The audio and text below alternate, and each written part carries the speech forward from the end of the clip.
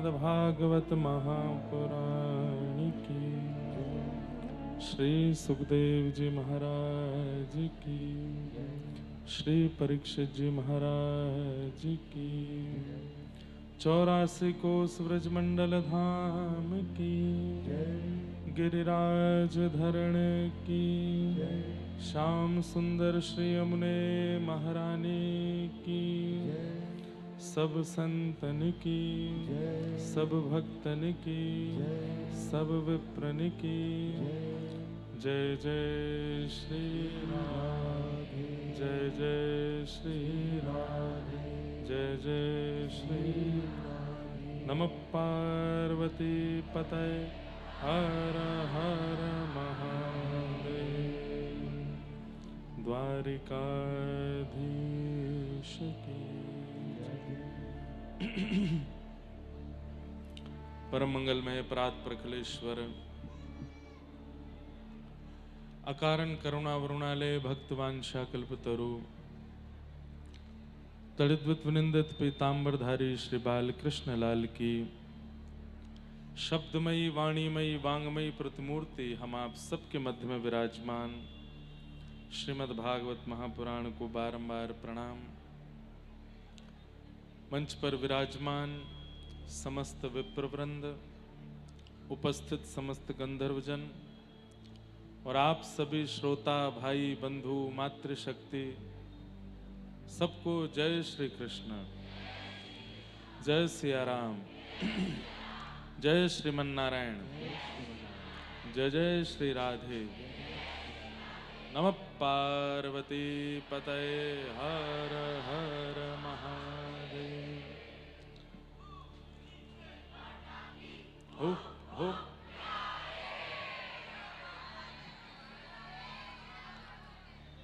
श्री बलकेश्वर महादेव की परम कृपा से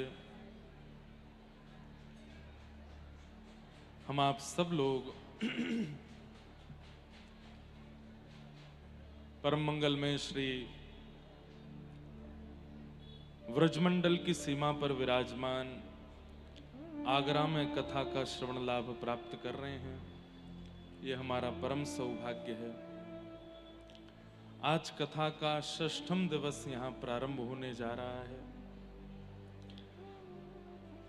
अब आपके लिए खुशखबरी है कि दुख खबरी है ये तो नहीं पता,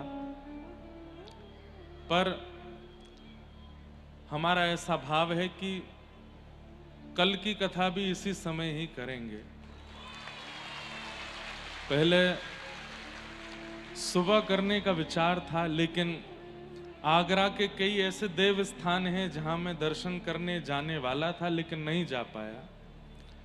हमारा बगल में ही है आगरा, लेकिन मेरा आना बहुत कम होता है। मैं शायद सालों बाद आगरा आया हूं। तो यहाँ कुछ ऐसे दिव्य स्थान हैं और विशेष रूप से श्री श्याम जी का मंदिर है, जो कि प्रेम निधि महाराज के लिए यहाँ पर ठाकुर जी विराजमान हुए, उनका दर्शन करने भी जाना है। तो मन तो मैंने पहले ऐसा बनाया था कि यहाँ के और भी जो महादेव के मुख्य स्थान है वहाँ भी जाऊं, पर कुछ कुछ स्थानों पर कल दर्शन भी करना है और फिर कथा में भी आना है। तो सुबह के सत्र में गर्म भी बहुत रहता है, कई लोगों को आने में दिक्कत भी हो सकती है। कई लोगों ने योजना बना भी ली होगी कि कल हम सुबह के सत्र में आ जाएंगे कैसे भी, लेकिन जब रोज इसी समय रहा है और फिर अगली कथा, कई बार क्या होता है कि अगली कथा दूर है तो विश्राम दिवस की कथा सुबह कर देते हैं ताकि वहां पहुंचने में समय ना लगे। अब अगली कथा वृंदावन में ही है, परसों सुबह 10 बजे से कथा का प्रारंभ है, तो कल कथा यहाँ इसी समय ही कर लेंगे। आप सब लोग इसी समय ही आ जाना। फिर एक बात और होती है कि विश्राम दिवस की जो कथा होती है ना, उसमें सब लोगों से दूर होने में हमको भी बहुत विरह होता है। तो विरह के कारण मन होता है थोड़ी देर और बोलें, थोड़ी देर और बोलें, 10 मिनट और बोलें, बहुत दिनों से इन कथाओं में अंतिम दिन की कथा बहुत देर हो नहीं पाती, क्योंकि कहीं से फ्लाइट है, कहीं से निकलना है, तो भागना पड़ता है। अंतिम दिन ऐसा होता है कि थोड़ा समय ज़्यादा बोलने की इच्छा होती है कि भाई अब तो जा ही रहे हैं। अब सुबह की सत्र की कथा करेंगे तो सूर्य देव गर्म ही होते चले जाएंगे, 12 बजे, 1 बजे, 2 बजे। तो इसलिए भाव था कि शाम को ही ठीक है, ताकि अगर विलंब भी हो तो देर तक होता रहेगा। सुबह जल्दी आकर के कल यहाँ के कुछ स्थानीय देवताओं को प्रणाम करेंगे, यहाँ के देव स्थानों को दर्शन करते हुए फिर कथा में आ जाएंगे। तो कल हमारा भाव है कि कथा इसी समय ही हो जो अभी समय है। तो अब ये खुशखबरी है, हाँ वाह। पर एक कष्ट की भी खबरी है कि कल विश्राम दिवस है। कल कथा का यहाँ विश्राम हो जाएगा और फिर अगली कथा जल्दी ही बनाएंगे क्रम और आएंगे आगरा में फिर से कथा। अगली बार थोड़ी ठंडी में आएंगे, थोड़ा मौसम बढ़िया रहे, ऐसा समय चुन कर के आएंगे। व्रज वृंदावन 84 कोस में हमको गर्मी में ज्यादा कथा आदि करने का भाव होता भी नहीं है। हमारे यहाँ गर्मी बहुत पड़ती है, तो इसलिए मन होता है कि थोड़ा कार्तिक का महीना हो, जनवरी फरवरी जैसे महीना हो, तो उसमें ना और मन लगता है। मन तो आप लोग अभी भी लगा रहे हो कथा में, लेकिन ऐसे मौसम में और ज्यादा रुचि बनती है कथा सुनने में। तो ऐसी भाव है, कल इसी समय कथा होगी, सब लोग उसी भाव से आइएगा। आगरा में श्री श्याम जी का जो सुंदर स्थान विराजमान है, प्रेम निधि नाम के एक परम वैष्णव भक्त हुए, जिनके लिए ठाकुर जी यहां विराजे। पुष्टि मार्गीय वैष्णव थे, नित्य ठाकुर जी की सेवा करते थे। वही राग रहने दीजिए, खूब भाव से सेवा करते थे ठाकुर जी की। ध्यान से सुनिएगा, वैसे सुनी होगी कईयों ने, नहीं सुनी तो सुनिए। किसी समय पर आगरा मुगल लोगों का गढ़ होता था और अधिकतर मुगल साम्राज्य करने वाले जो भी भारत में आए, मुगल आक्रांता, उन सबका प्रिय स्थान आगरा ही होता था। उस समय की बात है कि जब मुगल आक्रांताओं ने अपना गढ़ बना रखा था आगरा को, और यहां पर भजन पूजन पाठ आदि करने वालों को बहुत परेशान किया जाता था, उनका बहुत निरादर किया जाता था, और कभी कभी तो निर्मम हत्या तक कर दी जाती थी। ऐसी स्थिति थी। प्रेम निधि जी चाहते तो वृंदावन में रह सकते थे, बहुत दूर नहीं है वृंदावन यहां से, लेकिन उनके मन का भाव था कि कमल कीचड़ में ही उगता है और वही कमल फिर ठाकुर जी के चरणों तक पहुंचता है। कई बार व्यक्ति अपनी विपरीत परिस्थिति का त्याग कर देता है ठाकुर जी के भजन के लिए। अच्छी बात है, क्या करना चाहिए, जहां अनुकूल वातावरण हो वहीं बैठ करके भजन करना चाहिए। लेकिन एक बात याद रखिएगा, विपरीत परिस्थिति में भी अपने भजन को डगमगाने ना देने वाला ठाकुर जी को अति प्रिय है। जैसे कमल कीचड़ है, दुर्गंध है, लेकिन फिर भी कमल प्रकट होता है और उस कीचड़ के एक अंश को भी अपने ऊपर आने नहीं देता। इसलिए ठाकुर जी को कमल अति प्रिय, सबसे प्रिय पुष्पों में कमल है ठाकुर जी को। कहां तक कहें, ठाकुर जी के श्री अंग की उपमा भी कमल से ही दी जाती है। भगवान के हस्त कमल, चरण कमल, मुख कमल, सब कमल। वो कमल कहां होता है? विपरीत दिशा में, विपरीत परिस्थिति में। नदी में नहीं होता, कीचड़ में होता है, दलदल में होता है, सरोवर में होता है।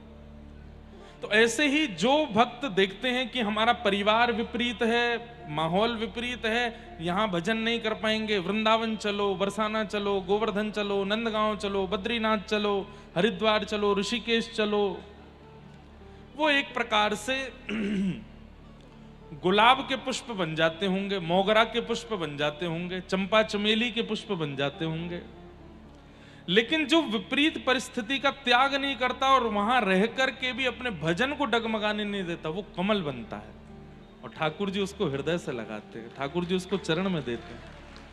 इसलिए कई बार कई युवा बालक मुझे मिलते हैं, हमारे परिवार में भजन नहीं होता, हमारे मित्र ऐसे हैं, हमारा कॉलेज का माहौल ऐसा है, हमारे हॉस्टल ऐसे हैं, महाराज जी कैसे भजन करें।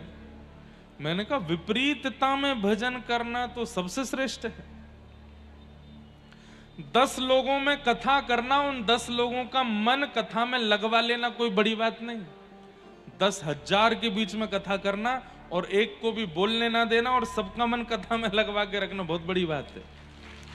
विपरीत परिस्थिति देखने में बहुत आसान लगता है, लेकिन करना उतना ही कठिन। तो जितना कठिन परिस्थिति को व्यक्ति जूझता है, लड़ता है, ठाकुर जी उसको इतना प्रेम करते हैं। और जो कठिनाई से थोड़ा सरल मार्ग अपनाने का प्रयास करता है, ठाकुर जी प्रेम तो उससे भी करते हैं, लेकिन उतना नहीं करते। ये संसार जितना कठिन हो सकता है हो जाए, पर हम भगवत भजन नहीं छोड़ेंगे, ठाकुर जी को नहीं छोड़ेंगे। मीराबाई के लिए आसान था क्या? विवाह हुआ मेवाड़ में, राव दूदा जी के घर में जन्मी मीराबाई ऐसे परिवार में गई जहां पर भजन का भाव भी नहीं था। सब विपरीत हैं, केवल पति अनुकूल थे, ससुर जी अनुकूल थे, बस ससुराल में और कोई अनुकूल नहीं था। लेकिन ठाकुर जी की पथ पर चलने वाला इतनी आसानी से चल नहीं पाता ना। अनुकूल पति, उसको भी ठाकुर जी ने मीराबाई से दूर कर दिया, उनके प्राण चले गए थे। सब लोग इधर देखो, ध्यान से सुनो। और अनुकूल ससुर कुछ महीनों बाद वो भी चले गए। मतलब मीराबाई के कहने, अपना कहने वाले 2 ही लोग थे ससुराल में, पति और ससुर दोनों चले गए। और उन विपरीत दांतों के बीच में एक जीव के भांति मीराबाई रहती थी। कभी विष दे करके मारने का प्रयास करते थे, कभी सिंह को छोड़ करके मारने का प्रयास करते थे, कभी ठाकुर जी की झांपी जी में सर्प छोड़ देते थे। कितने प्रयास किए मीराबाई को मारने के लिए, लेकिन बाईसा ने अपना भजन नहीं छोड़ा। हां, कब छोड़ा अपना ससुराल? जब मीराबाई को मारने के लिए एक वैद्य से विष बनवाया और उस विष को जब मीराबाई को पहुंचवाया तो मीराबाई से किसी ने कहा तुम्हारे हरि का चरणामृत है, तो चरणामृत समझ के जब पी गई, नहीं मरी, कुछ नहीं हुआ, और नाचने लगी और निखर गई और तेज बढ़ गया मीराबाई का। तब उनके देवर ने बचा हुआ विष का जो 1-2 बूंद थी वो उस वैद्य को पिला दी। बोले इस विष में बिल्कुल भी ताकत नहीं है, मरी नहीं वो। बोले महाराज इसको कोई सूंघ ले तो मर जाएगा। बोले अच्छा 2 बूंद बची है, तू चाट के दिखा। उस वैद्य ने जैसे ही वो चाटा तो वो मर गया। तब उस वैद्य के परिवार वाले मीराबाई के सामने जाकर के रुदन करने लगे उसके शव को लेकर के कि हमारे पति ने क्या बिगाड़ा था, उसके प्राण क्यों हरण कर लिए। तब मीराबाई को संकोच हुआ कि मेरे तक कष्ट आ रहा था, मैं सह रही थी, पर मेरे कारण किसी और के प्राण जा रहे हैं, अब नहीं सह पाऊंगी।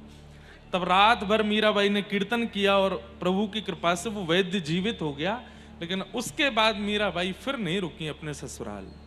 फिर उन्होंने गोस्वामी जी को पत्र लिखा कि विपरीत परिवार है, क्या करूं। तब गोस्वामी जी ने रिटर्न पत्र लिख करके भेजा, जाके हियन राम वैदेही तजिए ताही कोटि वैरिसम यद्यपि परम स्नेही। जिसके हृदय में राम और वैदेही श्री जानकी जी, श्री ठाकुर जी और श्री बरसाने वृषभानु दुलारी श्री किशोरी जी जिसके हृदय में नहीं है, उसको विष के समान त्याग दो। वो चाहे कितना भी अपना क्यों ना हो, उसको तुरंत छोड़ दो, वो अपना कहलाने लायक नहीं है। तब मीराबाई सब छोड़ करके गई। तो मेरा कहने का अभिप्राय, आपके जीवन में बहुत कष्ट आए ऐसा नहीं, बल्कि ईश्वर महादेव कृपा करें कि आप सबका जीवन बहुत सुखमय हो। कभी कोई कष्ट ना आवे, कभी कोई विपरीतता ना आवे, लेकिन ये संसार विपरीतता देता ही देता है। कब तक बचोगे? बुरा नहीं मानिएगा, आप कोई टोना कर लोगे, टोटका कर लोगे, जैसे कई लोग करते हैं, कहीं कुछ बांध आए, कहीं कुछ करे आए, चौराहे पे कुछ छोड़े आए, तो उससे पता क्या होता है, जो विपरीतता आज आनी थी वो आज नहीं आएगी, और कुछ दिन के लिए टल जाएगी, लेकिन कुछ दिन बाद जरूर आएगी। और अगर इस जन्म में टोने टोटकों से बचते ही चले गए, विपरीतता को आने ही नहीं दिया, तो क्या होगा? अगले जन्म में आएगी। इसलिए अभी भोग लो ना। मैं एक बात कहता हूं कथा में, सब लोग बहुत ध्यान से सुनना।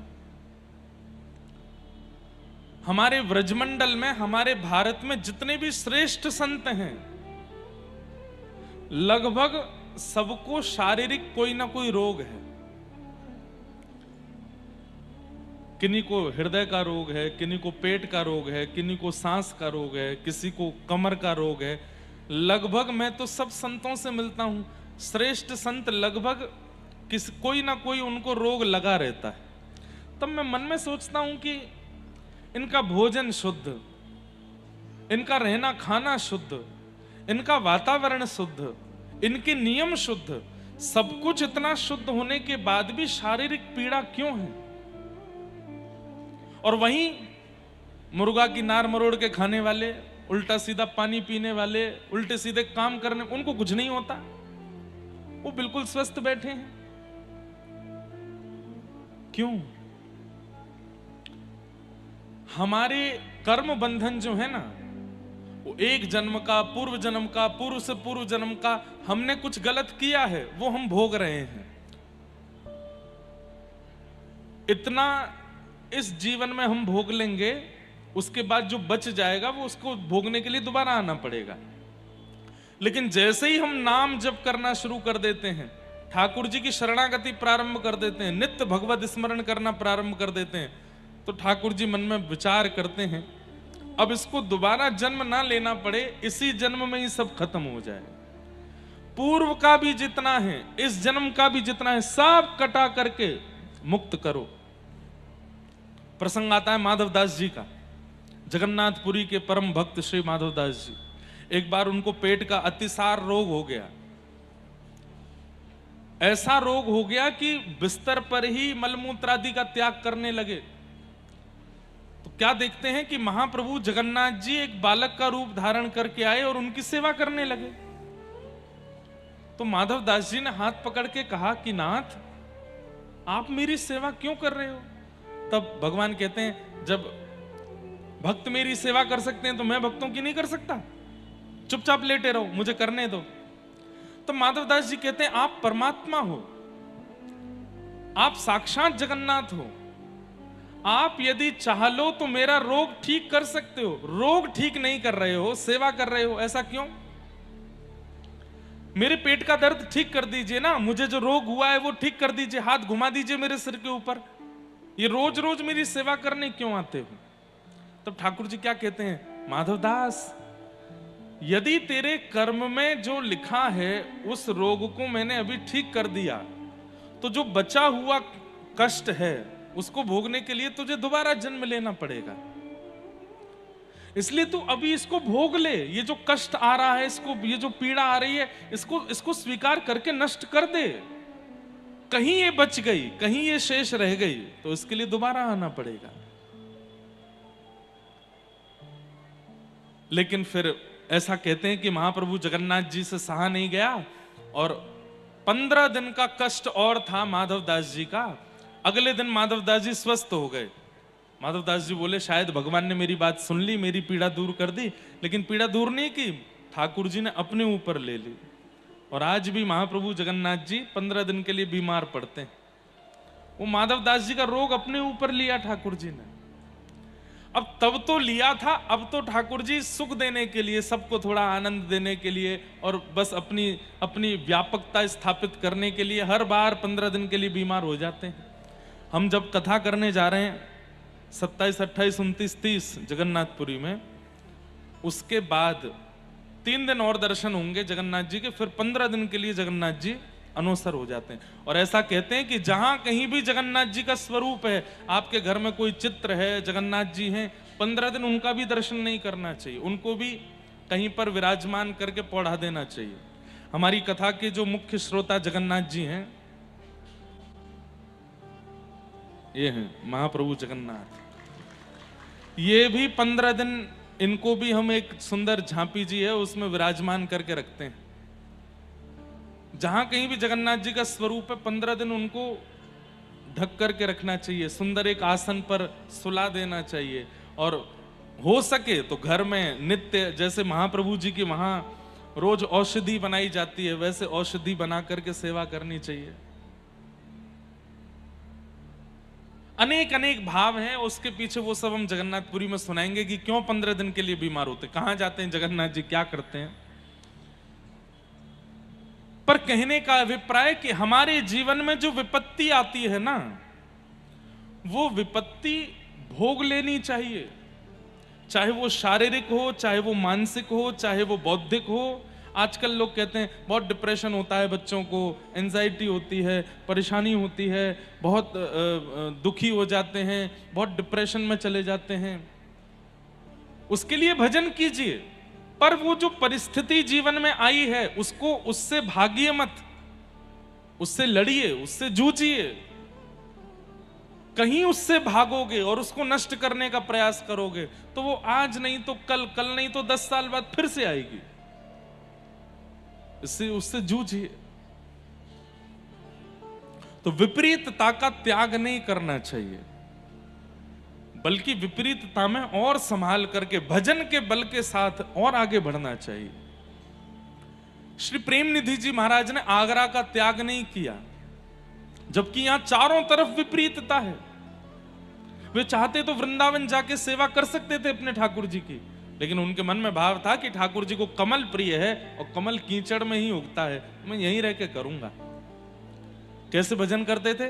सुबह सुबह रात्रि में ही उठ जाते थे, 2-2:30 बजे उठ करके जाते थे, कलश लेकर के जमुना जी में स्नान करते, जमुना जी का जल भरते और सूर्य उदय हो उससे पहले जल लेकर के आ जाते।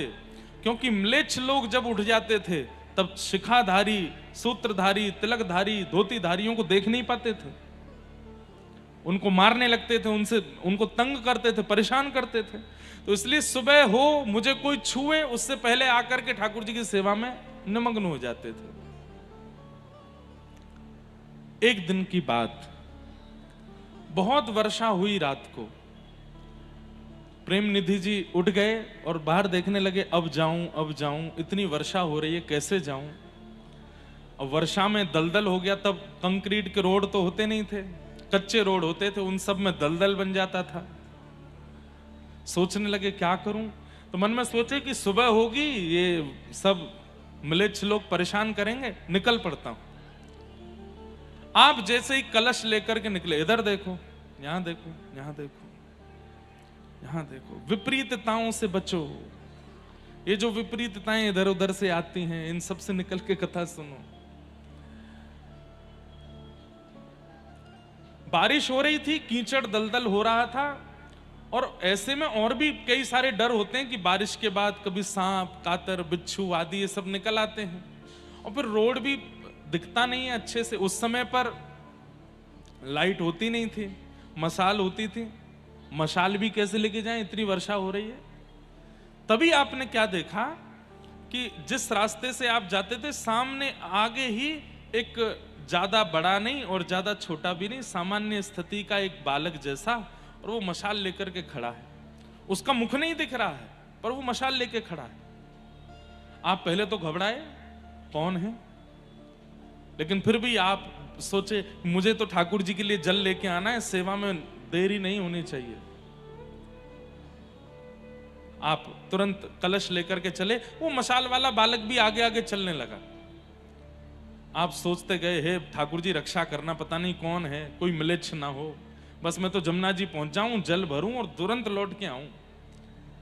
जमुना जी पहुंचे, जमुना जी में जाके स्नान किया, वो मसाल वाला बालक थोड़ा दूर चला गया। स्नान करके आप जैसे ही कलश भरे, वो फिर आ गया, और वो कुछ बोलता नहीं है, बस आगे आगे राह जैसी दिखा रहा है।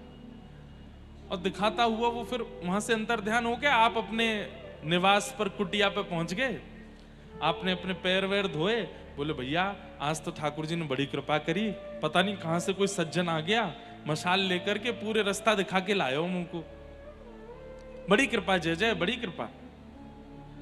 आपने जैसे ही कपाट खोले मंगला आरती करने के लिए, तो क्या देखते हैं, ठाकुर जी के पांव में कीचड़ लगी है और हाथ में मशाल का तेल लगा है, जो ठाकुर जी यहां विराजमान है। मैंने दर्शन नहीं किए, कल पहली बार करूंगा। उनके वहां के महाराज जी आए थे एक दिन यहां पर, और ये देख करके प्रेम निधि जी के नेत्र सजल हो गए। जय जय, आप आए, आप मशाल लेकर के चल रहे थे और मैं आपसे भयभीत हो रहा था, मैं ये सोच रहा था पता नहीं कौन है, लेकिन नाथ बड़ी कृपा आपकी, ठाकुर जी आए। मैं भगतन को दास, भगत मेरे मुकुट मणि। एक बात बताऊं आपको, जैसे हम ठाकुर जी का भजन करते हैं, राधा राधा जपते हैं, कृष्ण कृष्ण जपते हैं, राधे कृष्ण जपते हैं, ऐसे ही ठाकुर जी हमारा कीर्तन करते हैं। जब ठाकुर जी को लगता है कि मुझसे कोई बहुत प्रेम करने वाला परम वैष्णव भक्त हो गया है, तो ठाकुर जी उसके नाम का कीर्तन बना लेते हैं और फिर ठाकुर जी उसके नाम का कीर्तन करते हैं। अनुप्रजाम में हम नित्यम पूये ये तन्य रेणु भी। बोले आप किसका ध्यान करते हो, आप किसका चिंतन करते हो, आप किसका भजन करते हो नाथ? तब ठाकुर जी कहते हैं मुझे अनन्य रूप से भजने वाले भक्तों का चिंतन मैं करता हूं। और कोई रमेश नाम का भक्त है तो ठाकुर जी उसके नाम का कीर्तन बना लेते होंगे, रमेश रमेश रमेश, मेरो प्यारो रमेश, मेरो दुलारो रमेश, मेरो नीको रमेश। अब मीरा बाई का क्या कीर्तन करते होंगे, मीरा गोपाल मीरा गोपाल मीरा गोपाल मीरा गोपाल। मीरा गोपाल मीरा गोपाल बोलते रहोगे तो धीरे धीरे मेरा गोपाल बोलने लगेगा। ऐसे ठाकुर जी मीराबाई का कीर्तन करते हैं। पंढरपुर महाराष्ट्र में तो प्रसिद्धि है, ज्ञानोबा तुकाराम, ज्ञानोबा तुकाराम, ज्ञानोबा तुकाराम। ये ठाकुर जी कीर्तन करते हैं और ऐसा कीर्तन करते हुए वहां के पुजारी जी को दिखे, रुक्मणी जी मृदंग बजा रही हैं और ठाकुर जी करताल लेकर के भक्त का नाम गा करके कीर्तन कर रहे हैं। मेरा आपका नहीं करते होंगे क्योंकि हम अभी उस श्रेणी में आए ही नहीं, पर हां हमारे ब्रज के कई ऐसे महापुरुष हैं, अब जिसका भी चिंतन आ रहा हो चित्त में ब्रज का नाम लेके, उसका कीर्तन करते होंगे ठाकुर जी, उनका कीर्तन करते होंगे। ठाकुर जी भक्तों का कीर्तन करते हैं। ठाकुर जी के पैरों में कीचड़ लगी देखी, हाथ में मशाल की वो तेल लगी देखी, प्रेम निधि जी के नेत्र सजल हो गए। जय जय, आपने श्रम क्यों किया, ये मेरी सेवा है, मुझे करने दीजिए, आप क्यों श्रमित हुए। चरणों में गिर के खूब रोए, चरण धोए ठाकुर जी के, हाथ पोंछे, स्नान आदि कराए, सेवा करी। तब से प्रेम निधि जी इतने गंभीर हो गए, गंभीर मतलब अब भावुक रहने लगे। अब बस वो जैसे ही अपने ठाकुर जी को देखते हैं आंखों से आंसू गिरने लगते हैं, उनको वही बात याद आने लगती है। बंधुओं, ये तो कृपा करके प्रार्थना करो ठाकुर जी से कि नाथ भले ही प्रत्यक्ष मत दिखना, पर जीवन जिस सहारे हम जी लें ऐसा एक अनुभव करा देना, जिस अनुभव को याद करके ही हम रोते रहें, एक अनुभव करा देना। प्रेम निधि जी को एक ऐसा अनुभव प्राप्त हो गया, उस अनुभव में ही वे रोते रहते हैं, रमे रहते हैं। कीर्तन करने लगे, कथा करने लगे, सत्संग करने लगे। आगरा के जो गिने चुने कुछ वैष्णव लोग थे वे सब वहां जाने लगे और जाकर के प्रेम निधि जी का सत्संग सुनने लगे, ठाकुर जी का दर्शन करते और उनकी कथा वार्ता सुनते। 2 से 4, 4 से 5, 5 से 15, 15 से 20, 50, 100, 200। जब भीड़ बढ़ने लगी तो धीरे धीरे मिलेच्छों की नजरों में आ गए। कौन है ये? इतने वैश्य समाज के, वैष्णव समाज के, हिंदू समाज के लोग कहां जाते हैं? बोले प्रेम निधि नाम का व्यक्ति है, उसका प्रवचन सुनने जाते हैं। जाकर के बादशाह से शिकायत कर दी, बोले कि ये अब शिकायत में तो कुछ भी कह देते हैं ना। अच्छा, शिकायत और दोष उन्हीं को दिखते हैं जो कभी पास गए ही नहीं। दोष दो लोगों को दिखाई देते हैं, ध्यान से सुनिएगा। दोष दो लोगों को दिखाई देते हैं, एक तो अति सामीप्य वाले को और एक अति दूर वाले को। दो ही लोगों को दोष दिखते हैं। अति सामीप्य वाले को दोष कैसे दिखता है? अब वो संग ही रहता है, संग ही खाता है, संग ही बैठता है, संग ही घूमता है, तो धीरे धीरे उसको दोष दिखने लगता है। अच्छा ऐसे ही है, हाँ ये तो ऐसे ही खा जाते हैं, ऐसे ही बैठ जाते हैं, ऐसे ही बैठ लेते हैं। और एक अति दूर जो कभी आया ही नहीं है पास में, बस सुनी सुनाई बातों पर ही दोष देखने लगता है। और हम मानवों की एक क्वालिटी है कि हम दोष क्षण भर में देख लेते हैं, गुण देखने में पूरा जीवन निकल जाता है, गुण नहीं दिखता।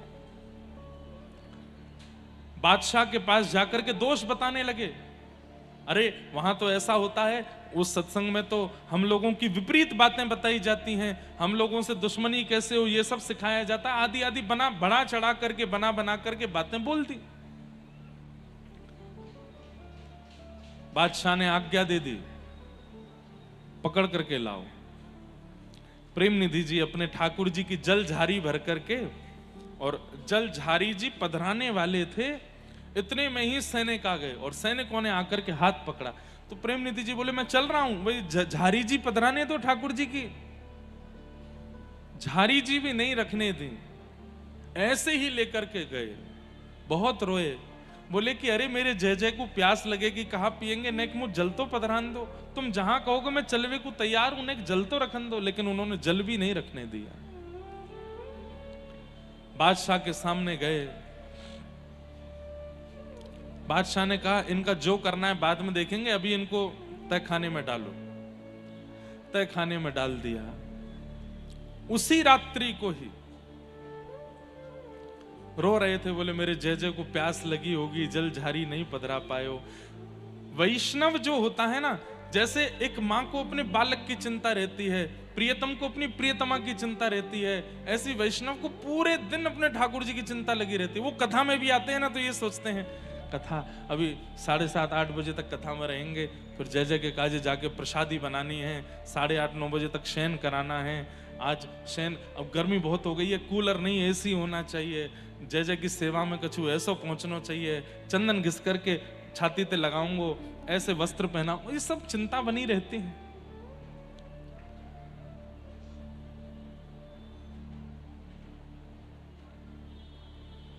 राजा सोया था अपने कक्ष में, इतने में ही वो कोई स्वप्न जैसा दिख रहा था, और उसको ऐसा दिखा कि जिनकी वो इबादत करता है वो उसके स्वप्न में प्रकट हो गए, और उसके स्वप्न में प्रकट होकर बोल रहे हैं मुझे प्यास लगी है, पानी पिला।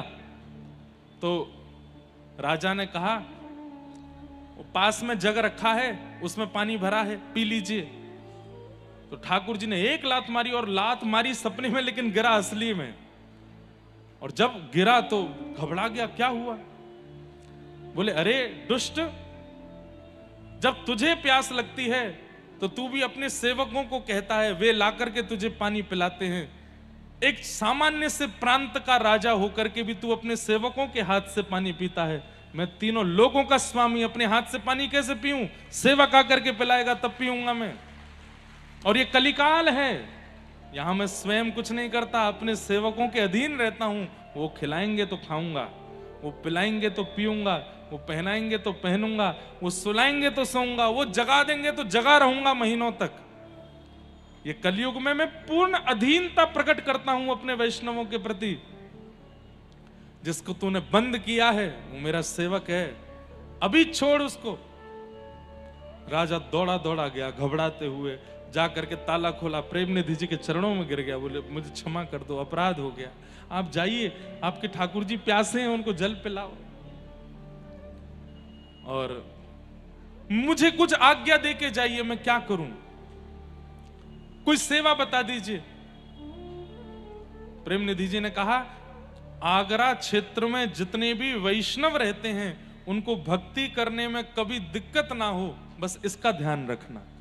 कभी भी तुम्हारे सैनिक जन और यहाँ घूमने वाले म्लेच्छ उनको परेशान ना किया करें। यमुना जी के मनोरथ करने में, अपने ठाकुर की सेवा करने में उनको किसी को दिक्कत ना हो, बस ये ध्यान रखो। और आइंदा कभी भी किसी वैष्णव का अपराध मत करना, नहीं तो हमारे ठाकुर जी ने अभी लात मारी है, वो नृसिंह बन करके पेट भी फाड़ देते हैं। बस इतना कह करके प्रेम निधि जी चले गए और अपने ठाकुर जी से आकर के हृदय से लगा लिया, जल झारी भर के लाए, सेवा में पधराई। ऐसे ठाकुर जी आगरा में विराजमान, प्रेम निधि जी के ठाकुर जी। अगर कह दें तो कोई अतिशयोक्ति नहीं कि आगरा का गुप्त वृंदावन है वो, वहां के ठाकुर जी अति मधुर हैं। तो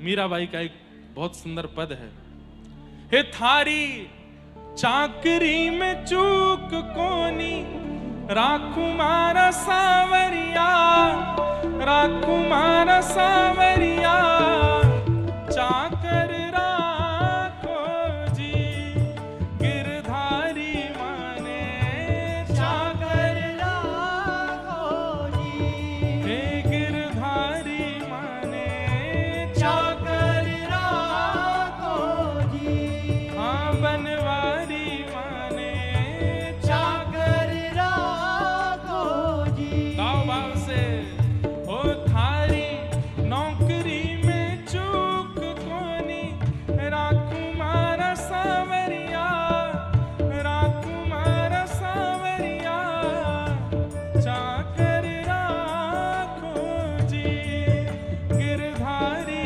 माने चाकर राखो जी, हे बनवारी माने चाकर राखो जी, बनवारी माने चाकर राखो। श्री राधा गिरधर लाल की। चाकरी मतलब सेवा, ठाकुर जी की ऐसी सेवा करो जैसे प्रेम निधि जी ने सेवा की है।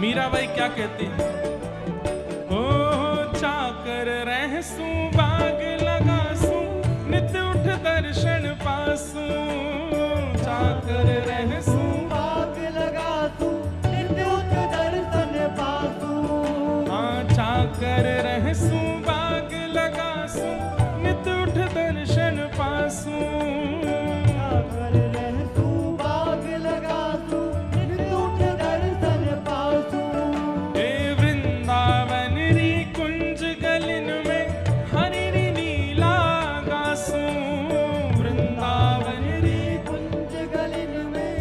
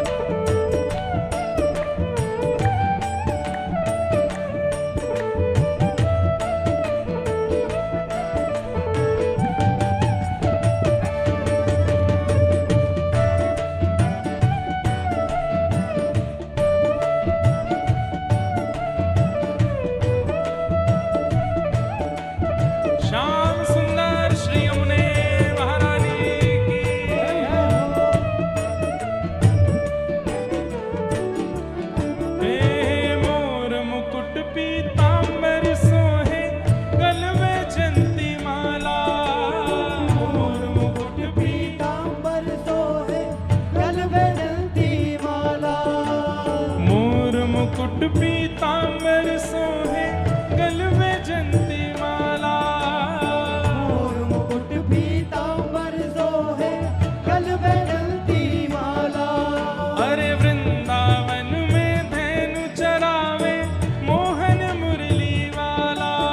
वृंदावन में धेनु चरावे मोहन मुरली वाला। वृंदावन में धेनु चरावे मोहन मुरली वाला। वृंदावन में धेनु चरावे मोहन मुरली वाला। ये तो धेनु चरावे मोहन मुरली वाला, मोहन मुरली वाला। चाकर राखो जी गिरधारी माने। चाकर राखो जी बनवारी माने। चाकर राखो जी गिरधारी माने। चाकर राखो जी। थारी चाकरी में चूक कोनी राकुमार सावरिया, राकुमार सावरिया। चाकर राखो जी गिरधारी माने। चाकर राखो जी बनवारी माने। चाकर राखो जी। मीरा के प्रभु कहर गंभीरा सदा बसो जी धीरा। मीरा के प्रभु कहर गंभीरा सदा बहो जी धीरा। मीरा के प्रभु कहर गंभीरा सदा बसो जी धारा। मीरा के प्रभु कहर गंभीरा सदा बहो जी धारा। आधी रात प्रभु दर्शन दीने प्रेम नदी के तीरा। आधी रात प्रभु दर्शन दीने प्रेम नदी के तीरा। प्रेम नदी कौन सी है? ज्ञान नदी सरस्वती, वैराग्य नदी गंगा जी, और प्रेम नदी कौन सी है? हमारी यमुना जी। हाँ, आधी रात प्रभु दर्शन दीनो प्रेम नदी के तीरा। आधी रात प्रभु दर्शन दीनो प्रेम नदी के तीरा। प्रभु दर्शन दीनो निर्माण सावरिया, तीर मार सावरिया। चाकर राखो जी गिरधारी माने। चाकर राखो जी गिरधारी माने। चाकर राखो जी। देखो, मैं भी चाकरी के लिए रिज्यूम दे रहा हूं ठाकुर जी को, कथा गा करके कि नाथ हम पे कथा कहनी आती है थोड़ी थोड़ी, आप चाहो तो हमको अपनी सेवा में ले लो, आपको कथा सुनाएंगे। तो कथा जब हम करते हैं तो ठाकुर जी आके देखते हैं कि भाई बढ़िया से कर रहे हो कि नहीं। ऐसे ही आप सब लोग जब करताल बजाते हो, गाते हो, नृत्य करते हो, तो ठाकुर जी आपको भी देखते हैं कि ये चाकरी में रखने लायक है कि नहीं। उबासी लेते रहते हो, बैठे रहते हो, गाते नहीं था, तो ठाकुर जी फिर रिजेक्ट कर देते हैं, बोले ये चाकरी के लायक नहीं है। इसलिए बैठे रहो, ज्यादा खड़े नहीं होना, लेकिन जो खड़े हैं बैठे हैं सब भुजा उठा के गाओ जरूर, प्रार्थना करो। थारी चाकरी में चूक कोनी राकुमार सावरिया, राकुमार सावरिया। चाकर राखो जी गिरधारी माने। चाकर राखो जी बनवारी माने। चाकर राखो जी गिरधारी माने। चाकर राखो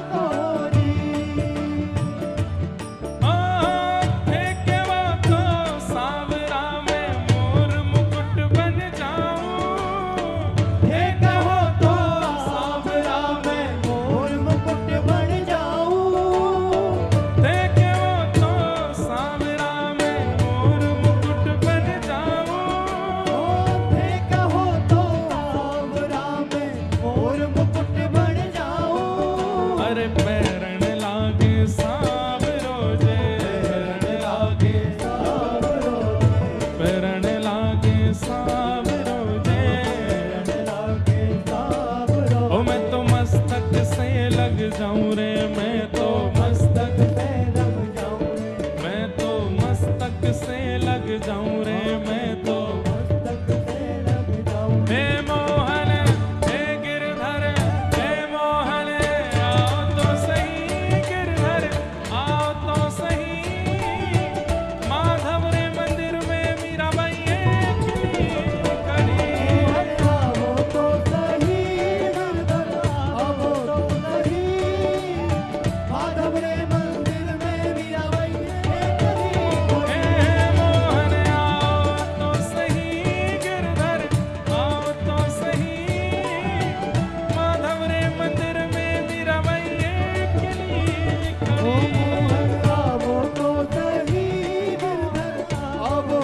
खड़ी माधव रे मंदिर में मीराबाई खड़ी थे के वो तो सांवरा में कंठहार बन जाऊं हे कहो तो सांवरा में कंठहार बन जाऊं थे के वो तो सांवरा में कंठहार बन जाऊं हे कहो तो सांवरा में कंठहार बन जाऊं हर पैरण लागे सांवरो जे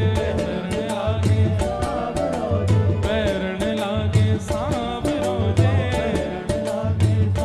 ओ मैं तो हिवड़ा से लग जाऊं रे मैं तो हिवड़ा से लग मैं तो हिवड़ा से लग जाऊं रे हे मोहन हे गिरधर हे मोहन आओ तो सही गिरधर आओ तो सही माधव रे मंदिर में मीराबाई खड़ी आवो तो सही गिरधर आवो तो सही माधव रे मंदिर में मीराबाई खड़ी हे मोहन आओ तो सही गिरधर आओ तो सही माधव रे मंदिर में मीराबाई खड़ी मोहन आवो तो सही गिरधर आवो तो सही माधव रे मंदिर में मीराबाई पर वृंदावन बिहारी लाल की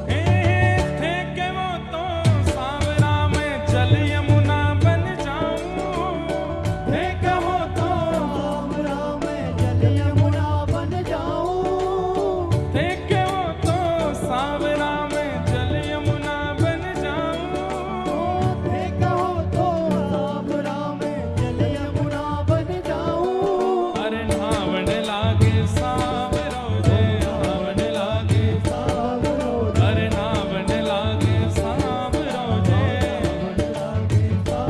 मैं तो अंग अंग लग जाऊं रे मैं तो अंग अंग मैं तो अंग अंग लग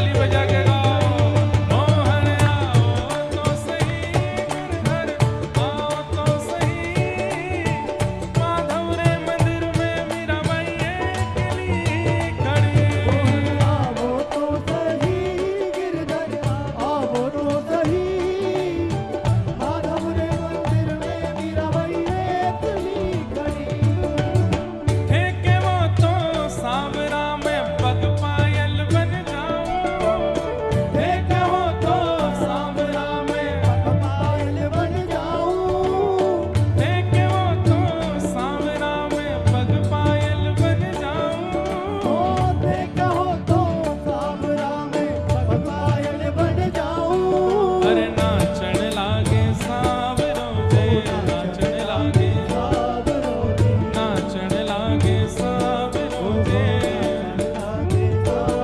मैं तो चरणा में रम जाऊं रे, मैं तो चरणा में, मैं तो चरणा में रम जाऊं रे, मैं तो। हे मोहन हे गिरधर, हे मोहन आओ तो सही, गिरधर आओ तो सही। माधव रे मंदिर में मीरा बाई खड़ी।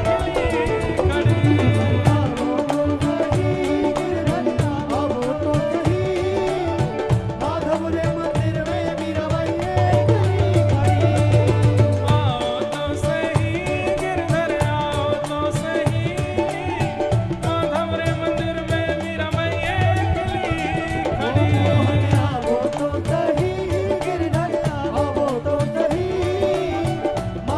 मंदिर में मीरा बाई खड़ी। हे मोहन हे गिरधर, हे मोहन आओ तो सही, गिरधर आओ तो सही। माधव रे मंदिर में मीरा बाई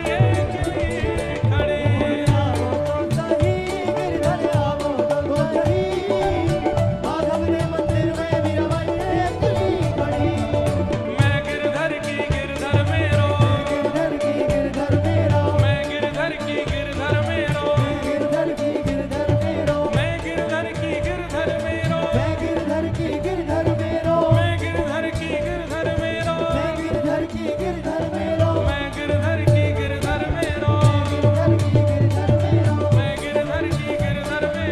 गिरधर की गिरधर मेरो। मोहन हे मोहन हे मोहन आओ तो सही, गिरधर आओ तो सही। माधव रे मंदिर में मीरा बाई खड़ी।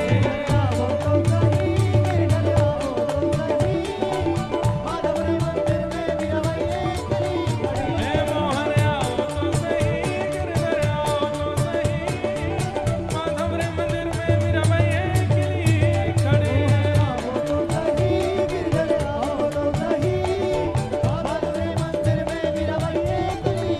हे गोविंद मेरो है गोपाल मेरो है, गोविंद मेरो है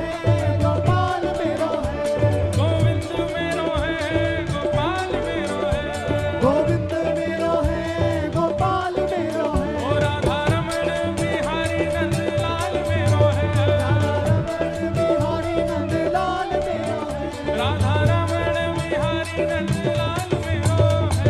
रमण बिहारी नंदलाल मेरो है। हे गोविंद मेरो है गोपाल मेरो है, गोविंद मेरो है गोपाल मेरो है।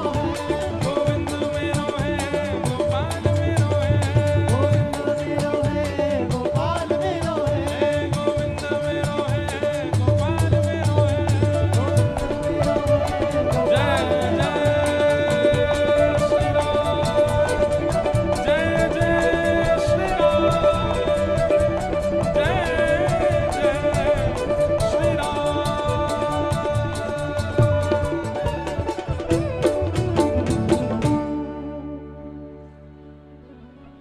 एकली खड़ी रे मीरा बाई, एकली खड़ी, एकली खड़ी रे मीरा बाई, एकली खड़ी। हे मोहन आओ तो सही, गिरधर आओ तो सही। माधव रे मंदिर में मीरा बाई एकली खड़ी। मोहन आओ तो सही, गिरधर आओ तो सही। माधव रे मंदिर में मीराबाई एकली खड़ी। हे थारी चाकरी में चूक कोनी, राखुमार सावरिया, राखुमार सावरिया। चाकर राखो जी गिरधारी माने, चाकर राखो जी। लेकिन कहीं नौकरी चाहिए तो आपको पहले बताना पड़ता है कि आप एक्सपर्ट हो कि नहीं हो। कहीं गलती तो नहीं कर दोगे, कहीं कोई अपराध तो नहीं कर दोगे, कहीं काम बिगाड़ तो नहीं दोगे। इसलिए भगवत चरणार बिंदों में चाकरी चाहिए तो उसके लिए पहले संत जनों की खूब सेवा करो, रसिक जनन की खूब सेवा करो, धाम की खूब सेवा करो, धाम में जाकर के सोहनी सेवा किया करो, स्वच्छ बनाने का प्रयास करो, यमुना जी को स्वच्छ बनाने का प्रयास करो, संत जन रसिक जनों के यहाँ जाकर के उनकी सेवा करो, उनकी चाकरी करो। उससे क्या होगा, ठाकुर जी के पास में ये संकेत पहुंचेगा कि इनको चाकरी आती है, इनको सेवा आती है, ये सेवा में निपुण है। लेकिन घर में बैठे हैं, एकांत में केवल अपने मंदिर की सेवा करते हैं और दुनियादारी से कोई मतलब नहीं। यमुना जी प्रदूषित हो रही है तो होती रहो, वृंदावन में गंदगी हो रही है तो होती रहो, हम जिन संत रसिकों के यहाँ जाते हैं उनके यहाँ पर सेवा में अभाव है तो बना रहे, हमें कोई फर्क नहीं पड़ता। ऐसे लोग ठाकुर जी की चाकरी नहीं पाते। मुक्ति भी 5 प्रकार की होती है। अभी मुक्तिनाथ में कथा थी, एक बार वो कथा सुनिएगा। वहां बड़े ज्ञान में और गंभीर प्रसंग कहे गए थे, वहां मुक्ति के 5 प्रकार बताए गए थे। उसमें सारूप्य, सारूज्य, सामीप्य, एकत्वम आदि आदि मुक्तियों के भाव बताए गए थे। तो ठाकुर जी देखते हैं कि भाई जिसको सेवा करनी आती ही नहीं है, सेवा में बिल्कुल निपुण ही नहीं है, इतने वर्ष व्रज में रहा, आगरा में रहा, यमुना जी के तट पर रहा, फिर भी कभी जाकर के यमुना जी को शुद्ध करने का प्रयास नहीं किया, वो हमारी सेवा क्या करेगा? कभी अपने गुरु घर जाकर के कभी गुरुदेव की सेवा नहीं की, आचार्यों की सेवा नहीं की, हमारी सेवा क्या करेगा? कभी इतनी बार वृंदावन, जगन्नाथपुरी, द्वारिका गए, पर वहां पर होने वाली जो असुविधाएं हैं उनको कभी सुविधा में परिवर्तित करने का प्रयास नहीं किया, हमारी सेवा क्या करेगा? हमारे भागवत जगत के परम पूजनीय प्रातः स्मरणीय श्री डोंगरे जी महाराज, वे जहां कथा करते थे वहां एक अन्य क्षेत्र शुरू कर देते थे। वहां पर एक अन्य क्षेत्र, आज तक वो अन्य क्षेत्र चल रहे हैं। राह चलते हुए आने जाने जो भी लोग हों उन सब के लिए विठोबा का प्रसाद भोग बनेगा, ठाकुर जी को भोग लगेगा, सबको मिलेगा। अन्य क्षेत्र शुरू करते थे। उस काल में अन्य क्षेत्रों की जरूरत भी थी। इतने साल पहले, 40, 50, 60 साल पहले इतना लोगों के पास में प्रसाद की व्यवस्था नहीं होती थी। लेकिन आज की व्यवस्था के अनुसार विचार करना चाहिए। इस वर्ष हमको 10 साल हो जाएंगे कथा करते हुए, और इस साल के अंत आते आते मैं कोई ना कोई संकल्प करने वाला हूं कि जहां कहीं भी कथा होगी वहां एक प्रकल्प भक्ति पथ की तरफ से चलना चाहिए। हम ऐसे ही कथा करके नहीं चले जाएं, एक प्रकल्प तो, और वो आज की मांग के अनुसार हो। आज भोजन की तंगी नहीं है, आज बहुत अलग अलग चीजें हैं जिसकी आवश्यकता मानव को है। इतनी संख्या में लोग आते हैं। अच्छा, हमारी कथा और संख्या वाली कथाएं जो होती हैं वहां पर डर भी लगा रहता है, बहुत फ्रॉड भी चलता है, तो उन सब का भी ध्यान रखना पड़ता है। लेकिन इस साल एक संकल्प कर लेंगे, जहां भी कथा हो, कथा के बाद वहां पर ये एक विषय जो भी लाल जी आज्ञा करेंगे वो स्थापित हो, और उससे मानव कल्याण, भक्तों का और जो भी वैष्णव हैं उनके लिए सुख बने उससे। जैसे श्री डोंगरे जी महाराज ने अन्न क्षेत्र चलाए थे, जहां भी कथा हो, और वो अन्न क्षेत्र डोंगरे जी महाराज को भगवत धाम गमन किए हुए सालों हो गए, आज तक अन्न क्षेत्र चल रहे हैं उनके। ये चाकरी करके जाएंगे संसार में तो ठाकुर जी सेवा में ले सकते हैं। ठाकुर जी कहेंगे खाओ पियो आनंद कियो, यानी और कछु नहीं कियो है।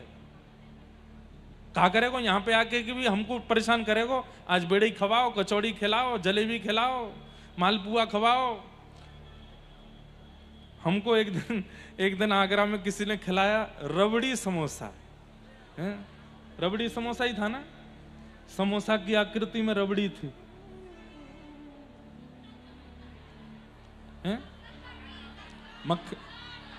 मक्खन समोसा। बताओ, हम और आप रबड़ी समझ के खा रहे थे। मक्खन समोसा,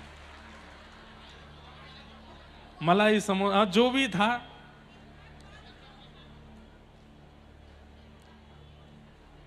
जग की से 3 बातें याद रखना।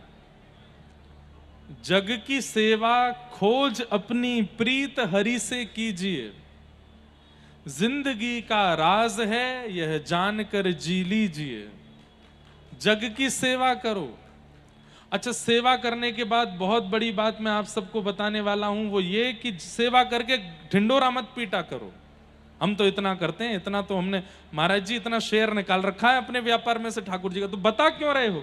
आप अपने बेटे को संपत्ति देते हो, गाते थोड़े ही हो। ठाकुर जी को देते हो तो फिर गा क्यों रहे हो? कोई भी सेवा का प्रचार नहीं करना, ढिंडोरा नहीं पीटना है। जग की सेवा खोज अपनी। अपनी खोज का मतलब मैं क्यों आया हूं संसार में?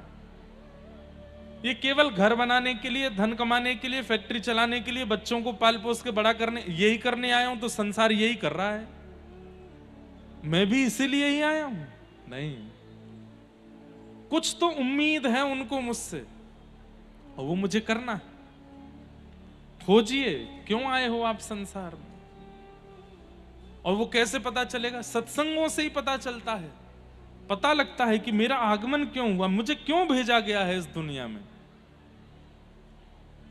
जग की सेवा खोज अपनी। और तीसरा, प्रीति हरि से कीजिए। हरि से खूब प्रेम करो। 3 चीजें जीवन में उतार लीजिए।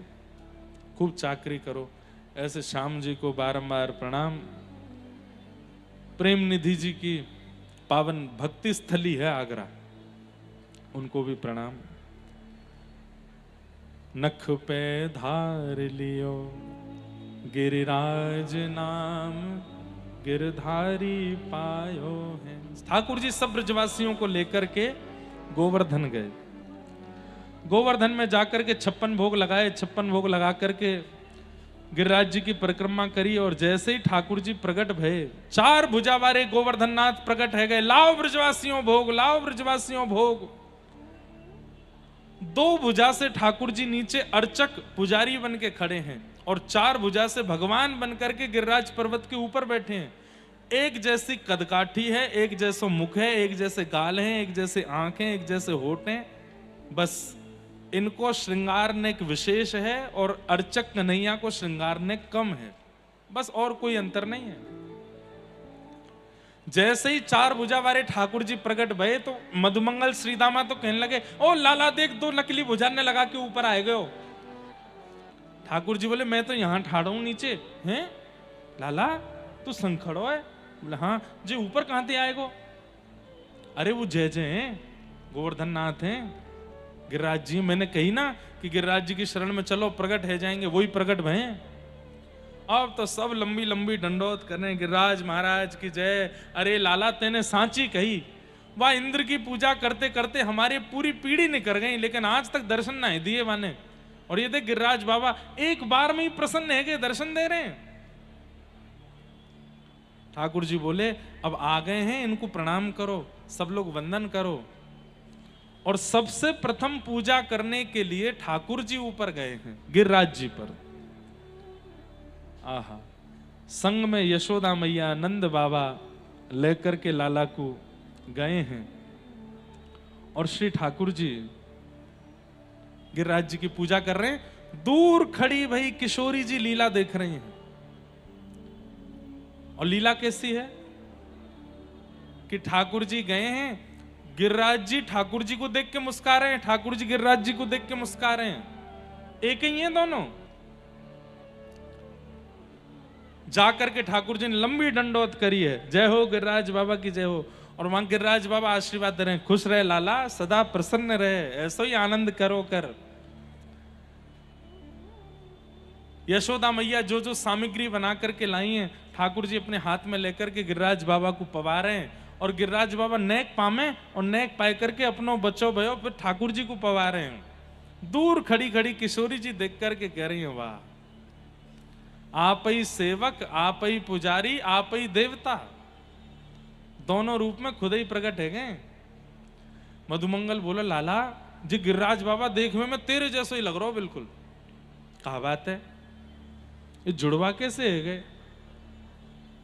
ठाकुर जी बोले मैं अपनी गैया चरावे यही गिरिराज पर्वत पे आऊं,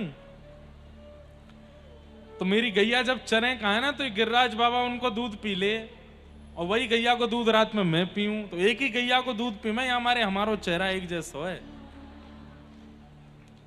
ये कोई बात है लाला? एक गैया को दूध पीवे तो चेहरा मिलो करे क्यों? जब एक मैया को दूध पीवे वाले बहन भैया को चेहरा मिल सके तो गैया के दूध पीवे वाले को क्यों ना मिलेगा? मधुमंगल बोला हम भाई लाला बात तो सही है। इतने में पीछे तो श्रीदामा आयो, लाला सुन सुन सुन, तो फिर बछड़ा को चेहरा हमते क्यों ना मिले और या हम बछड़ा जैसे क्यों ना भाई? बहु तो गैया को दूध पीवे। ठाकुर जी बोले बात मत बनावे, पूजा कर ले, देवता अंदर ध्यान है जाएगा। किशोरी जी के शब्द हैं बहुत प्यारे, यह लीला सब करत कन्हाई, गाइए यह लीला सब करत कन्हाई, उत्जय मत गोवर्धन के संग, उत्जय मत गोवर्धन के संग। सबरे ब्रजवासी हो, ब्रजभाषा समझाने की जरूरत तो है ना, जयमत को मतलब तो जानते ही होंगे। उत्जय मत गोवर्धन के संग, उत्जय मत गोवर्धन के संग,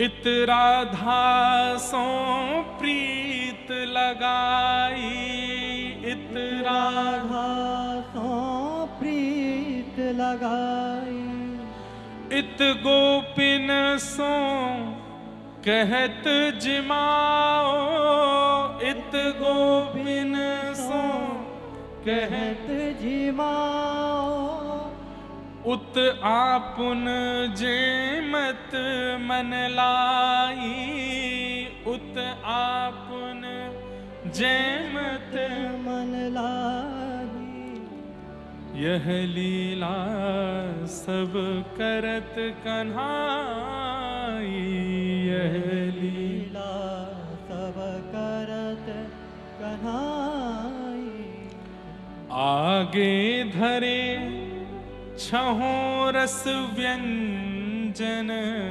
आगे धरे छहों रस व्यंजन, चहु दिश ते अति अरग बढ़ाई, चहु दिश ते अति अरग, अंबर चढ़े देवगण देखत, अंबर चढ़े देव जन देखत, जय ध्वनि करत सुमन बरसाई, जय ध्वनि करत सुमन बरसाई, यह लीला सब करत कन्हाई, यह लीला सब करत कन्हाई, सूर श्याम सबके सुखकारी, सूर श्याम सबके सुखकारी, भक्त हेत अवतार सदाई, भक्त हेत अवतार सदाई, यह लीला सब करत कन्हाई, यह लीला सब करत कन्हाई। वहां ब्रजवासियों के बीच व्यवस्था प्रमुख बने हुए हैं। गोपीन के पास जाए जाके कहा बना के लाई है? बोले मैं तो ये मोहन थार बना के लाई हूं। मुंह को दिखा, देख लेंगे। लाला तू मत देखे, भोग लगवे ते पहरे मत देखे, नहीं तो भोग अमनिया ना रहेगो। अरे तो कहा पता है सांची जय तो मैं यूं मुंह खवा दे। वहां ऊपर अलग भोग लग रहा है। सब लोग जो ऊपर पहुंच पा रहे हैं गिरिराज जी पे, और जो ऊपर नहीं, लंबी लाइन लगी है महाराज, लाखों ब्रजवासी हैं। तो उन गोपीन के पास जाए गोपियों सोच रही मैं कब पहुंचूंगी ऊपर, कब जाऊंगी ऊपर। ठाकुर जी मन में सोचने लगे कि ये सबरी तो ऊपर पहुंच नहीं पाएंगी, इंद्र वर्षा करवे वारों ने कहा देर में तो कहा करूं। तो उन सब के पास जाए करके उनकी डलिया में तो निकार के खा ले रहे हैं। ला मुंह को गिरिराज बाबा ने मुंह को भेजो है, जाकी सामग्री सबसे बढ़िया मैं चक के बताऊंगा, वाको भोग लगावेंगे। और यहां नीचे जो नहीं पहुंच पा रहे ऊपर सबकी सामग्री ने लेके, हाँ तू तो खा दे, तू खवाए दे, तू अपना पवाए दे, अरे लाला तू ही खा जाएगा, कहीं गिरिराज बाबा ने नहीं खाया तो। अरे उनने ही मुंह को भेजो, जाको सबसे बढ़िया होगा वो भाई को पामेंगे, कौन को बढ़िया लगो, सवन को पा, वो पान तो लेन दो खूब, सवन को पा पा के बोले स्वाद ना आयो तुम में तो कोई को ना पामेंगे। ये सब तो भावना है। ठाकुर जी बोले कि जो भी आए सबको भोग लग जाए, तो एक रूप से ऊपर भोग लगा रहे हैं, एक रूप से नीचे सबको भोग पा रहे हैं। इतने में ही नारद जी महाराज आए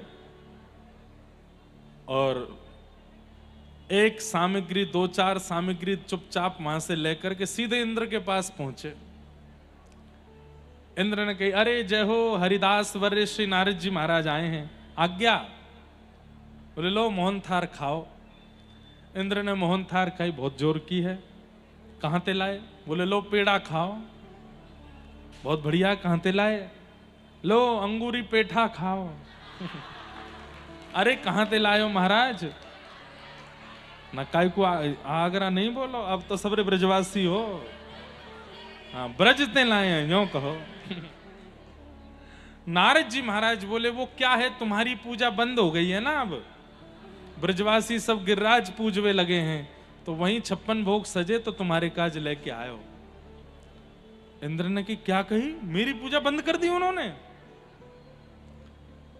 जैसे ही झांक करके देखा तो महाराज लाखों ब्रजवासी तो गिरिराज बाबा की पूजा कर रहे हैं।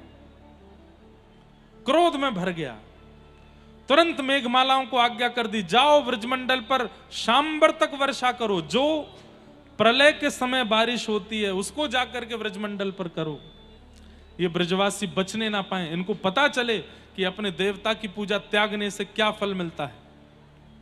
बंधुओं, ये छोटी छोटी बात पे नाराज होने का काम मानवों का है, देवताओं का नहीं, और विशेष रूप से भगवान का तो बिल्कुल भी नहीं।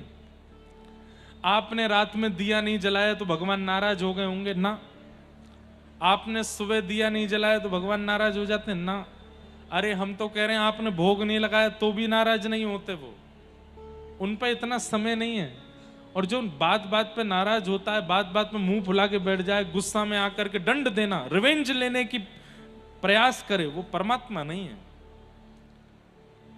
हाँ, प्रेम लक्षणा भक्ति में हमको विचार करना चाहिए कि ठाकुर जी का बाल भोग लगना है, ठाकुर जी का राजभोग होना है, ठाकुर जी का उत्थापन भोग होना है, ठाकुर जी का शयन भोग होना है, ये विचार हमारे चित्त में आना चाहिए। ठाकुर जी को इससे कोई फर्क नहीं पड़ता, ठाकुर जी कहें लगाओ तो मैं राजी हूं, नहीं लगाओ तो कोई दिक्कत नहीं। और जब हम प्रेमी हो जाते हैं ना, प्रेम के वशीभूत सेवा करने लगते हैं, तो ठाकुर जी को फर्क पड़ने लगता है। फिर शाम को यदि भोग ना लगाओ तो ठाकुर जी मुंह फुला लेते हैं, अच्छा तुमने मेरा भोग नहीं लगाया, लेकिन इसके बदले ठाकुर जी घर तोड़ दें, तुमको गेड़ दें, पाम में फ्रैक्चर कर दें, एक्सीडेंट करा दें, ये ठाकुर जी नहीं करते। भगवान पे इतना समय नहीं है। कभी विचार किया करो, 8 अरब लोग हैं शायद संसार में, ऐसा गिनती है, अनगिनत कितने हैं कोई पता नहीं। हर सेकंड एक व्यक्ति की मृत्यु होती है, 2 लोगों का जन्म होता है हर सेकंड। जनसंख्या कितनी है पूरे विश्व की, ये तो केवल मानव हैं। चैंटियों की अलग सोचो, मच्छरों की अलग सोचो, मछलियों की अलग सोचो, जानवरों की अलग सोचो, पक्षियों की अलग सोचो, गिनती में भी नहीं आ पाएंगे, इतनी जनसंख्या है। और केवल इनके ही ठाकुर जी नहीं है, पेड़ पौधे वृक्ष सबके ठाकुर जी हैं। इतने भयावह भीड़ वाले इस संसार में मैं अगर भोग नहीं लगाऊं तो ठाकुर जी को कोई फर्क पड़ेगा? और वो इतने भयावह संसार में खरबों अरबों खरबों और उससे ऊपर की भी जो गिनती होती हो, उसमें मैंने अगर कोई सेवा में गलती कर दी तो ठाकुर जी इतनों में मुझे चुन के दंड देंगे? ये तो देवी देवता और भाग्य ना बदलने वाले जो भगवान नहीं है। देखो, देवता अलग होते हैं, भगवान अलग हैं। भगवान सब नहीं है, देवता अनेक है। ये जो बात बात पे नाराज हो जाते हैं, दंड देने लगते हैं, ये देवता हो सकते हैं, भगवान नहीं। हम ब्रजवासी, हम भगवान के उपासक हैं। श्री कृष्ण भगवान है, श्री कृष्णस्तु भगवान स्वयं भगवान है, गिरिराज जी भगवान है, महादेव भगवान है। अब यहां पर विवाद हो जाएगा अगर मैं केवल बता दूं स्पष्ट कि भगवान कौन कौन है और कौन कौन नहीं है, तो जिनके नहीं है वो सब लड़ने आ जाएंगे, अच्छा वो भगवान नहीं है।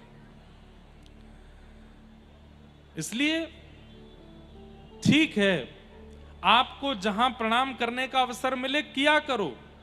हम तो दुनिया भर में कथा करते हैं, तो जहां भी जाते हैं वहां के मुख्य देवता को प्रणाम करने जाते हैं, पर चित्त में केवल एक श्री कृष्ण को रखो, वही परमात्मा है, वही भगवान है, वही सर्वस्व है, उनके अलावा कोई नहीं है। और वो रूठते नहीं है।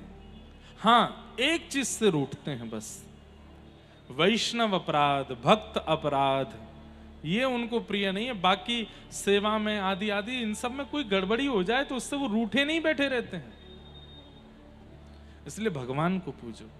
ये ब्रजवासी इंद्र की पूजा करते थे, इसीलिए तो भगवान इनको गिरिराज जी की पूजा कराने ले गए कि भैया उसकी पूजा मत करो जो रूठना जानता हो, उसकी पूजा मत करो जो रूठ करके दंड देना जानता हो, उसकी पूजा करो जो सदा प्रसन्न रहता हो, आपका भाग्य बदलना जानता हो। भाग्य बदलने की सामर्थ्य केवल भगवान में है। इसलिए भगवान सबको लेके गिरिराज जी गए।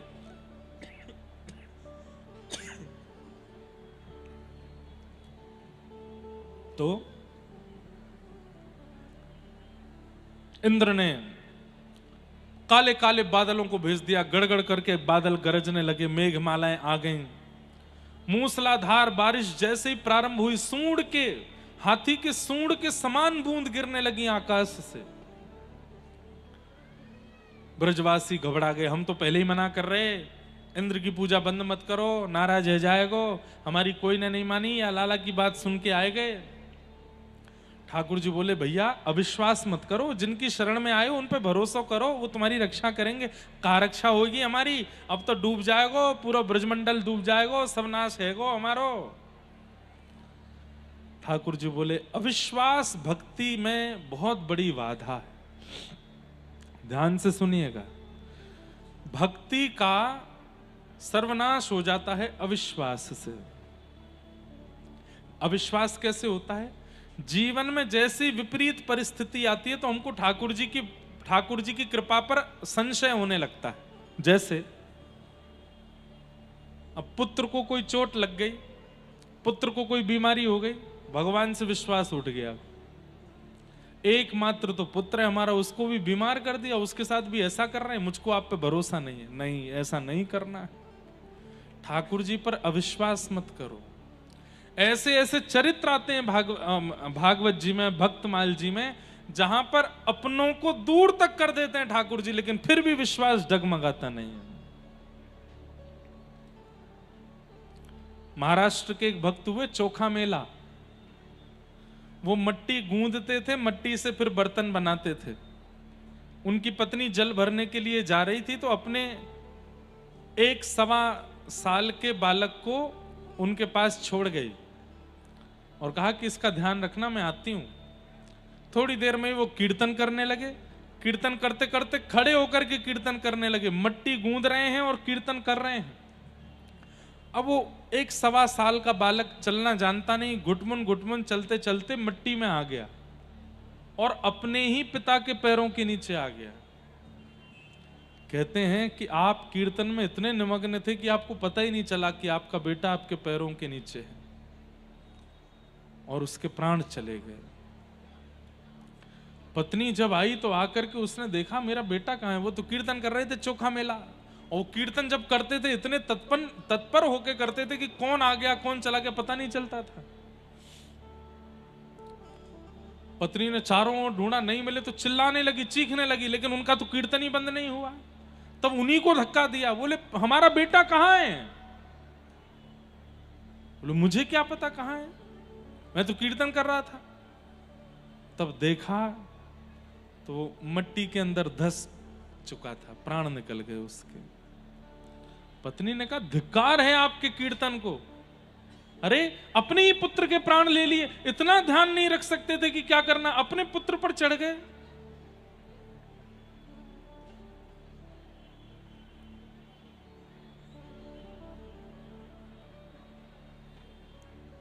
कहते हैं चोखा मेला जी अपनी पत्नी से बोले, मैं कीर्तन में निमग्न था, मुझे पता नहीं था कि पुत्र आ गया है यहां पर। बहुत सुनाया पत्नी ने, बहुत कुछ बुरा भला कहा। उस दिन उन्होंने संकल्प लिया कि यदि मैंने अब इन दोनों हाथों से कभी अपनी पत्नी का स्पर्श किया तो इन हाथों का त्याग कर दूंगा। किसी दिन अपनी पत्नी का स्पर्श किसी भाव से हुआ, दोनों हाथ कटवा दिए उन्होंने, अपने आप को दंड दिया और बिना भुजा के रह करके भगवत भजन करने लगे। एक दिन पंढरीनाथ भगवान का कोई कीर्तन चल रहा था, चोखा मेला जी के मन में आया कि मेरे हाथ होते तो मैं भी ताली बजाता। ठाकुर जी ने कृपा कर दी, उनके दोनों भुजाएं वापस आ गईं और भगवत कृपा से वो मरा हुआ पुत्र भी जीवित हो गया। ऐसे तो कितने प्रसंग हैं। बस अविश्वास नहीं आवे। पत्नी में अविश्वास आया लेकिन चोखा मेला जी में नहीं आया। उसके बाद भी भगवत भजन छोड़ा नहीं उन्होंने। इसलिए अविश्वास कभी मत करना, चाहे जैसी स्थिति आ जाए, चाहे खाक कर दें सब कुछ जला करके ठाकुर जी, तो भी उन पर अविश्वास मत करिएगा, भरोसा रखिए। जब ब्रजवासियों के साथ ऐसी स्थिति होने लगी, सब में अविश्वास होने लगा, ठाकुर जी बोले अविश्वास भक्ति में नाशकारी होता है, मैं क्या करूं। सब ब्रजवासियों को इकट्ठा करके बोले देखो मैं गिरिराज बाबा से प्रार्थना करूंगा जी हमारी रक्षा करेंगे। ब्रजवासी चला रहे हैं जे रक्षा ना करेंगे हमारी, अब तो हमको डूब के मरना ही पड़ेगा। ठाकुर जी बोले नेक प्रतीक्षा करो। गिरिराज बाबा को प्रणाम करके दंडवत करके और ठाकुर जी ने प्रार्थना करी, हे गिरिराज बाबा हमारी रक्षा करो।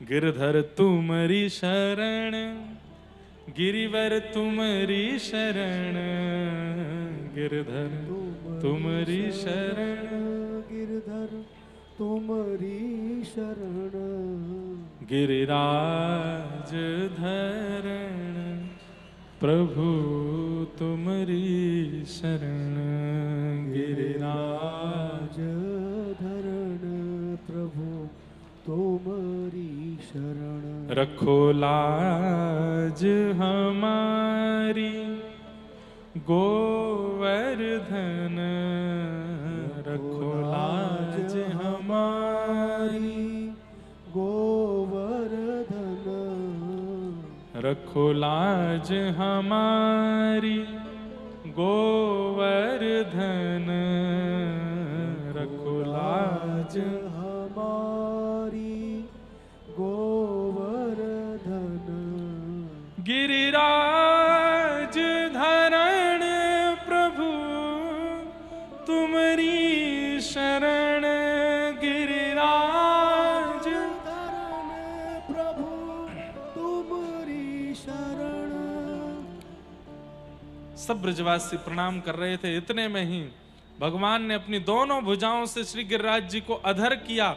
एक तरफ से गिरिराज जी अधर हो गए, भीतर प्रवेश करके ठाकुर जी ने बिल्कुल मध्यस्थ पहुंच करके अपने बाम भुजा की बाम हस्त की इकन्नी उंगली के नख पर ठाकुर जी ने गिरिराज जी को धारण कर लिया। बोल गिरवरधारी गोपाल की जय। बाम हस्त की इकन्नी उंगली के नख पर ठाकुर जी ने गिरिराज जी धारण कर लिए। सब ब्रजवासी आकर के खड़े हो गए, अपनी अपनी छड़ी लगाए ले नीचे। सब आश्चर्यचकित होकर के ठाकुर जी की ओर देख रहे हैं और अपनी छड़ी लगा करके खड़े हैं। गिरिराज जी कभी इतकू जामे कभी इतकू जामे, बीच में ठाकुर जी खड़े हैं। धीमे धीमे सब ब्रजवासी ने गिरिराज जी के नीचे अपनी छड़ी लगाए ली। सब ब्रजवासी खड़े हो गए, सब ठाकुर जी की ओर टकटकी लगा के देख रहे हैं। ठाकुर जी बोले कहा देख रहे हो? बोले हम यूं देख रहे हैं, जब हमने छड़ी लगा रखी है तेने उंगली काहे को लगा रखी, हटा ले याकू। ठाकुर जी बोले मैं अपनी उंगली हटा लाऊं? बोले हाँ हटा ले, हमने छड़ी लगा रखी है। ठाकुर जी बोले 21 किलोमीटर लंबे चौड़े गिरिराज पर्वत हैं। 21 किलोमीटर लंबे चौड़े गिरिराज पर्वत, ये पतरी पतरी सी तुम्हारी बांस के जो डंडा, इन पे टिकेंगे ये? ब्रजवासी बोले हमारे तो फिर भी बांस के डंडा है, तेरी तो नेक सी उंगली है, यहां पर टिकेंगे ये? लाला ने एक मूड वाली बात करे कर। ठाकुर जी बोले मेरी उंगली पर टिक जाएंगे, तुम्हारी छड़ी पर